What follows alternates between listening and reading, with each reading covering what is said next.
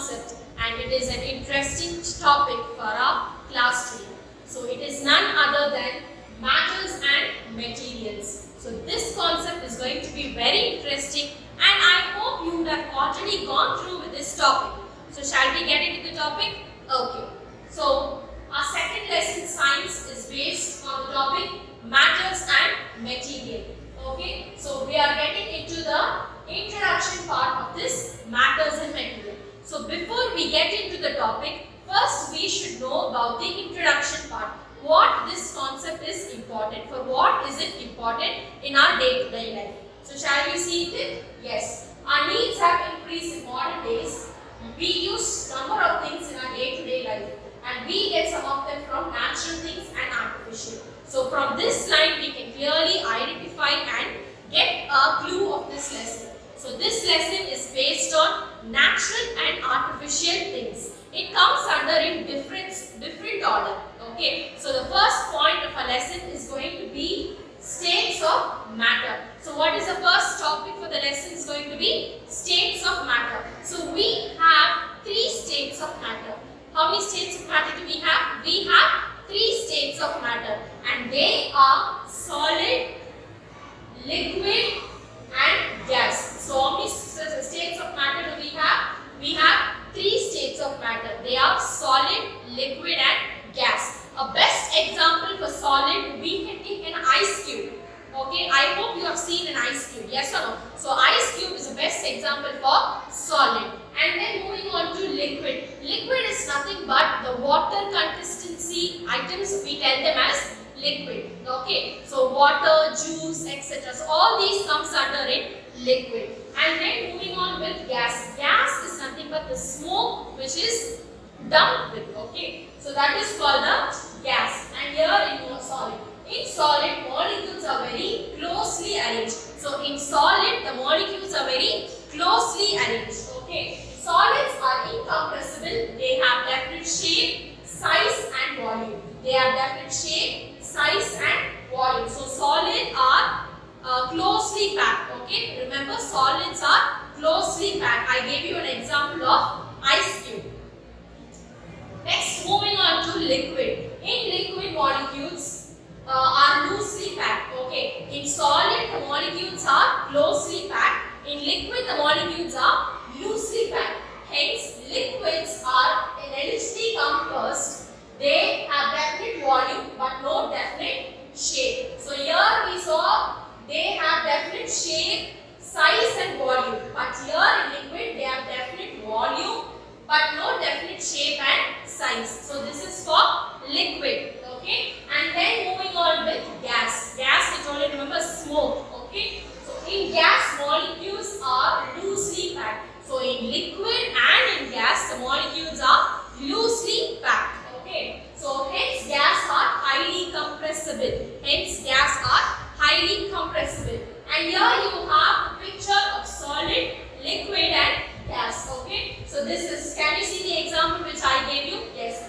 So this is the ice cube and here you have a picture of gas. Can you see the smoke coming out of the tube? Okay, so this is called the test tube and you have a smoke coming out from the test tube. And then you have the liquid. Liquid is a water consistency. Okay, so you can see here in solid the molecules are closely packed. In molecules, in solid the molecules are closely packed and in gas and liquid the molecules are loosely packed. Okay. Okay. So now we have seen about solid, liquid, gas. They are called the three states of matter. And now we are moving on with material. So do you know what is material? Okay. Shall we read it from here? Yes. A material is a mixture of substance that constitute an object. They can be pure or impure, natural or man-made. Materials are needed to get things needed for our daily life. We need food, dress and many other goods for our living. Natural and man-made materials are transformed to produce these things. So this material is none other than, it is based on natural and man-made. Okay, so they are called natural materials and artificial materials. So we will see what is natural materials first. So under this materials, we have the first part, that is the fibers. Okay, so I told you natural and artificial. Natural and synthetic fiber they are called. Now fiber is divided into two parts, that is natural fiber and synthetic fiber. So fiber comes under materials. Okay, so fiber comes under materials, and this fiber is divided into two different parts. One is natural and one is synthetic fiber. So first we will see what is fiber. Okay, fiber is a thin thread of natural or artificial substance. So fiber is a thin thread of natural or artificial substance. It is used to make cloths with the help of power looms or weaving machines. Okay, so cotton, jute, coil, flax. So these are the examples given here for the fiber. Okay, and then these fibers obtained from petroleum by complex chemical process. Okay, so I told you we have this fiber. Okay, fiber comes under natural and synthetic fiber, and a fine thread-like natural substance is called the fiber. Okay, it is used to make clothes. So now we have natural fiber. So under natural fiber, we will be seeing about the cotton. Okay, so under natural fiber, we will be seeing about cotton. So natural fiber, and here we have cotton. Cotton is a plant. Cotton plant is a bushy plant of 5 to 6 feet high. So cotton plant will be 5 to 6 feet high. Okay, cotton grows well in black soil and alluvial soil. Cotton grows well in black and alluvial soil. And then the cotton plant bears a large number of small green balls called cotton balls. So this cotton plant bears a large number of small green balls on them. That is here. Can you see this picture? It is being highlighted for you here. Okay, so these are called the cotton balls. Okay, it grows to 5 to 6 feet high, and these small tiny green seeds are called the cotton balls. Okay. Next, these balls contain seed covered with white fiber. So this small ball is being covered with white fiber. Okay. When the cotton balls mature, they burst, exposing the white fiber of cotton. So when this cotton, the small balls, when they get mature, they burst into the white fiber, that is none other than the cotton. Okay. So now you know from where do we get this cotton. You have a plant for cotton which grows from 5 to 6 meter high, and you have a small tiny pod of that cotton plant. Okay, that is it will be green in color, and which gets mature, and finally it gets burst, and then you get the white fiber, that is called the cotton. So next we are moving on to ginning, and here you have the process called ginning. So here from this process only we will be getting this thread and all that. We use cotton clothes, cotton things, mostly in summer we use cotton clothes, yes or no? They make us feel very, very comfortable. So the process where we get all this thread and all is being arranged for you in a sequential order. So first you have the cotton balls. Do you remember we saw here the cotton balls? That's a cotton plant. Okay, from the plant only you get things, yes or no? So from the cotton plant they have started. So cotton plant, then ginning, cotton ball, lint, spinning, yarn, weaving, knitting and fabric. Finally it gets into fabric. So first we will see what is ginning. There are two processes to make the cotton yarn from the cotton fiber. So there are two processes to make the cotton yarn to be cotton fiber. The raw fibers are separated from the seeds by a process known as ginning. So the raw fibers, okay, the raw fibers are, can you see, the raw fibers are separated from the seeds by a process known as ginning. Okay, and then you have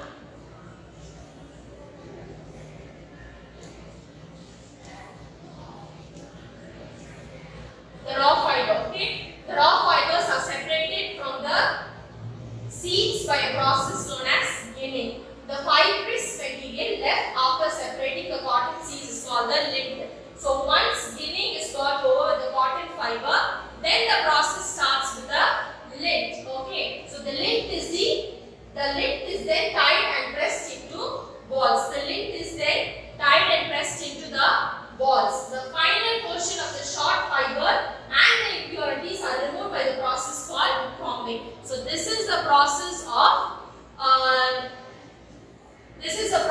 a fabric, okay, where we get threads and all, no? So this such a process if you do only, finally you get them into clothes and other various products which we are using, okay. So then you have spinning, the process of making yarn from lint. So the process of making yarn from lint, okay, yarn from lint is called spinning. Spinning is done on large scale with the help of spinning machines. So you have machines for this which makes the work easier, okay, which reduces the pressures for a men to do their work. So it decreases the workload for the people. Next we are moving on to yarn to fabrics. The last part, yarn to fabrics. Weaving and knitting are the two most important processes used for fabric from the yarn. What are the two most important processes? That is the weaving and knitting. So are the two most important processes used for making fabric from the yarn. The process of making two sets of yarn together make fabric is called weaving. And then you can see the pictures of the topic which we saw now, that is spinning. Can you see the image given for you here? Okay, so this is called spinning and here you have weaving, okay, and here finally you have the knitting.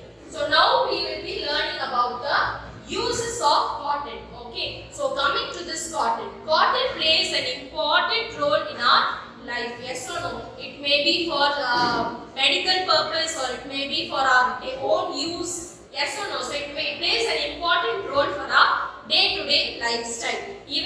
Just think about on summer days, you will feel very comfortable when you wear cotton dresses, yes or no? So even for medical purpose also, when you get hurt or when you bleed, you take a cotton and you start wiping it, yes or no? You start cleaning it. So this cotton plays an important role. And here we are now going to see about the importance of cotton, okay. So the uses of cotton.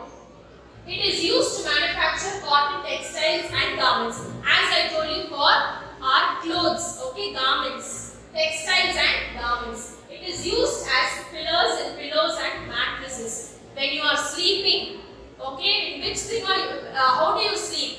Using any hard object? No. You sleep with a pillow and mattress, yes or no? Which is very soft and comfortable for us to sleep.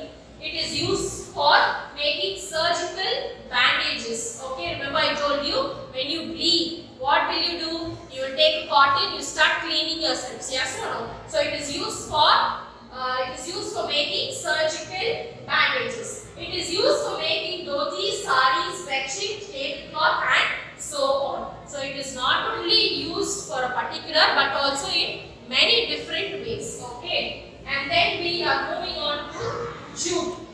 Okay, so first we saw about cotton and now we are moving on with jute. So jute is a fiber obtained from the stem of jute plant. So this is obtained from the stem of a jute plant. Jute plant has long, soft and shiny fiber. So how will this jute plant will be? It will be long, soft and shining fiber. Okay, it is also referred to as golden fiber due to its color and cost effectiveness. So jute is also called as the golden fiber. Okay, jute is also called as the golden fiber. Okay, and then jute fibers are separated from the process of printing jute by hand and then they are dried. These are converted into yarns in the same manner as it is used for cotton. So we saw you saw the process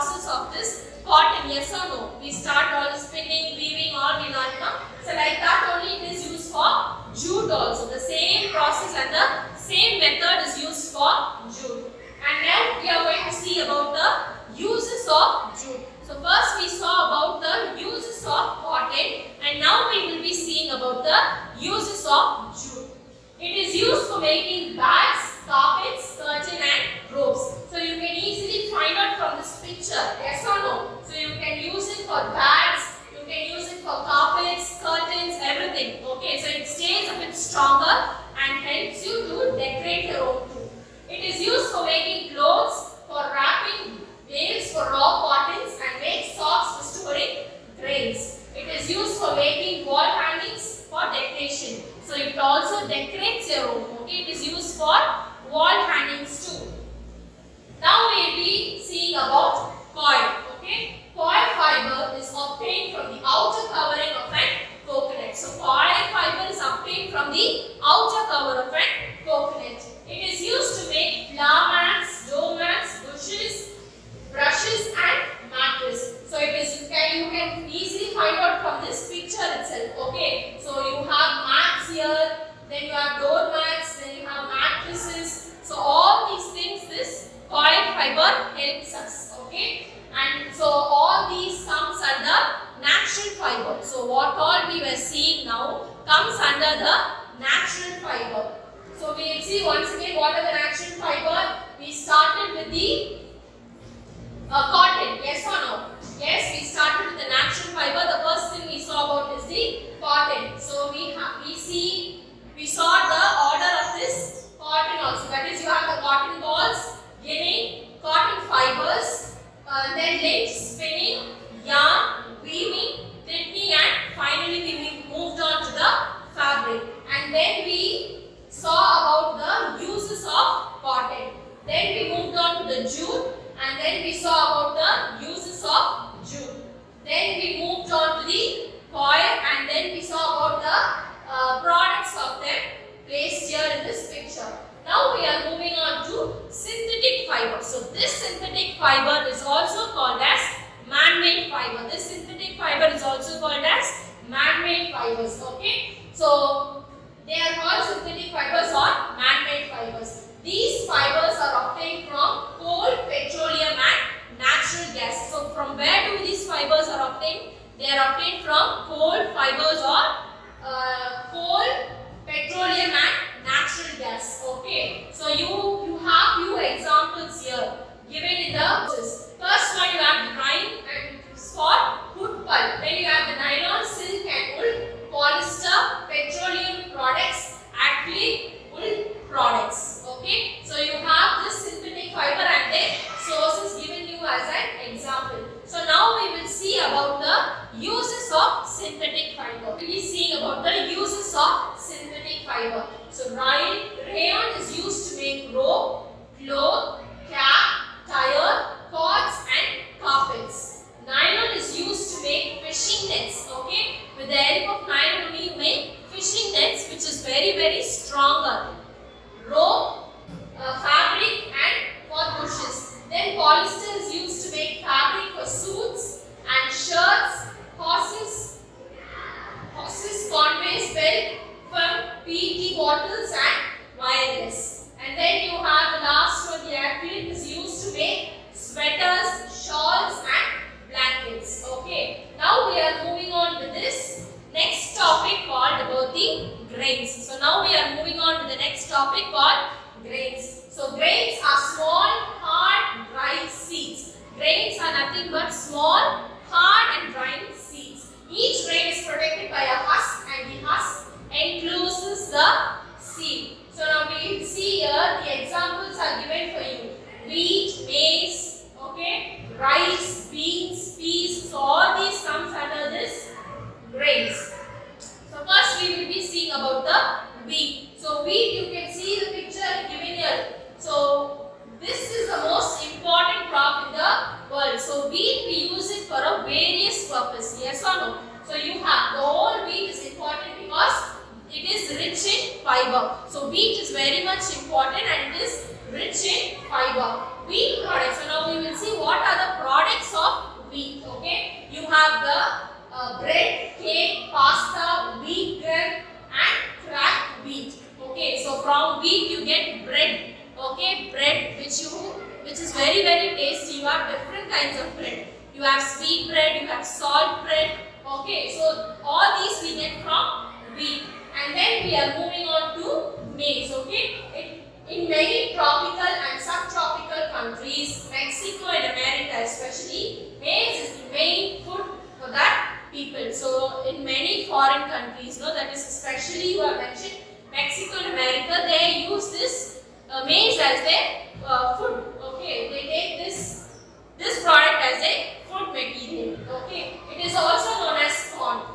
So this maize is also known as corn. Maize oil is extracted from the corn cooking. So you get oil from this maize also, which is help for your cooking purpose. Okay. Then it is also rich source of many vitamins and minerals. So this is also it is rich in vitamins and minerals. So you have maize products here, sweet corn, then breakfast cereals. Everybody loves sweet corn, yes or no? So you have sweet corn, breakfast cereals, and then you get oil from maize. So all these products comes under the maize. Okay, so you have the pictures given here below for you, so you can easily identify them in a different manner. Then we will be moving on to the next topic of rice. Okay, so this rice is a very, very important thing which we are using for our own purpose. Yes or no? We use rice as our food. Okay, so rice is a type of grass. It is produced worldwide after sugarcane and maize. Large part of the world's human population, especially people in Asia, have this as their main food. So even we people also use this rice as our main food. Yes or no? So you have the products of rice. Okay, you have idli, idiyappam, rice, and then you have many other dishes made out of rice. Then we are moving on to the millets. So in millets we have different kinds of millets. Millets are the group of small seeded grass. So millet are the group of small seeded grass, and you have, can you see the different types of millets? You have foxtail millet, finger millet, and then you have pearl millet. So you have different kinds of millet, and here they have mentioned few kinds with their picture. Okay, and then we are moving on to household goods. We know what is household things, yes or no? The things which we keep in our house, the things which we have in our house is called the household things. So here these are the products that we use in our house permanently. So all this, imagine you have a cupboard. So you use a cupboard every day and you keep it for till it gets old. Okay, you keep the cupboard till it gets old. You store all your clothes in them. Yes or no? So all these comes under the household things. So you can see here, okay, you have a clock machine here, you have a radio. All these are old things. Okay, so furniture, kitchenware, clothes, towel, everything, whatever things you keep at home, they are called as household things. Okay, and now that is the old technology. This picture identifies the household goods in the olden days. Okay, so these are in olden days. I hope all these radio machines and all your grandfather would have used this. Yes or no? So all these in our olden days, and now you have it in a modern technology where you have oven, where you have fridge with double door, and then you have washing machine. So all these products makes our work very, very easier. Yes or no? Since you have a washing machine at home, what will you do? You easily throw your clothes inside there, and then it will wash your clothes. It even dries up for you and give it in a new, fresh and very nice smelling manner. And then you have induction stove. If in case you don't have gas at home, so mommy easily ons the induction stove and she starts preparing food for you. So all these are very, very essential for our life. Okay, that is the household goods we are talking about. Next we are moving about sinking and floating. What is sinking and floating? Sinking and floating is nothing but, sinking is something which is going inside deep into the water, and floating is something that stays on top of the water. Okay, so here you have the picture of sinking and floating. So first you have floating. Can you see the duck floating in the water? Yes, so you can easily see. So these are called as floating. Something which stays on top, an object which stays on top of the water is called floating. An object which gets into the water is called sinking. So the examples are given here for you.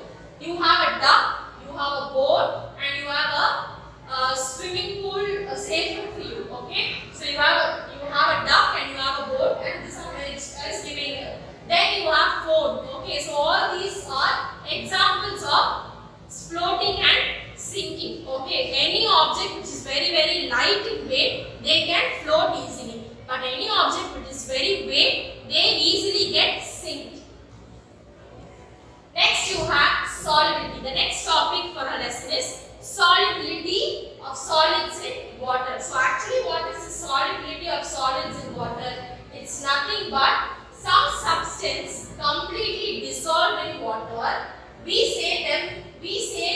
these substances are soluble in water. So some substances which easily get dissolved in water, they are called soluble in water. Okay, they get easily dissolved.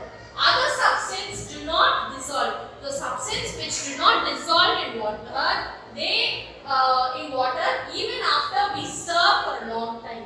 Okay, these substances are insoluble. So substance which gets into the water and dissolves are called soluble, and substance which didn't get into the water and they don't dissolve for a long time, so they are called insoluble in water. Insoluble in water. So here you have few examples. Sugar in water. So it is easily identified that sugar in water is easily soluble. Okay. Whereas chalk in water, so you can see the particles staying down. So this is insoluble. And then you have sand in water. Can you see the particles, they stay down for a long time. So they are also insoluble. Okay. Next you have mixing. What is this mixing? Certain liquids are heavier than the other. When you attempt to mix liquids which have different density, they separate. When you stop mixing them, they heavier. The heavier liquids deposit at the bottom and the lighter liquids float on top. So something which you get mixed in the water, no? Once if the heavy substance when you mix, they get dissolved in water. But the lighter substance, imagine you have sugar. Sugar is a very lighter substance. Yes or no? When you put them in the water and you mix it, it gets dissolved. It won't stays on top. But whereas when you put sand you can see stones there. Stones you have in sands. Yes or no? So when you add stones, the water, and when you start stirring it for a long time, what will happen? It don't gets floated. It actually gets into a sink mood. Okay. So here you have about the mixing, and here can you see they have given you an example for vinegar and water and coconut oil. So vinegar, it mixes very well along with the water, but whereas coconut oil stays on top even if you mix it for a longer period. Okay. So we have come to the conclusion part of the lesson. So today we learned many things. We started from natural fiber till artificial. First we saw about solid, liquid, gas, that is the three states of matter, and then we moved on to the natural and artificial fiber, and then we moved on to mixing. Okay, then we moved on to mixing, then we saw about solubility in water. So all these topics whichever we saw today are very important for your higher classes also. So see that you watch this video very carefully and be very attentive to. So I hope you have enjoyed this class today along with me, and thank you for being very well concentrated on this video. Okay, so see you in the next video with another new topic. Thank you children.